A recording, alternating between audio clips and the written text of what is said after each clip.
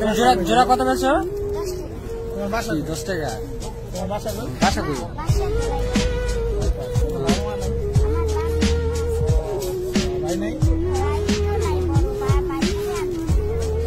তোমার ভাই কি মাছ বেছে না?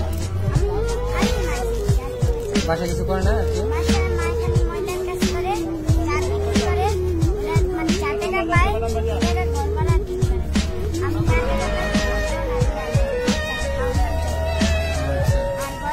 বাসা কে কে আছে? আর কেউ নেই? তুমি যে সংসার চালাও?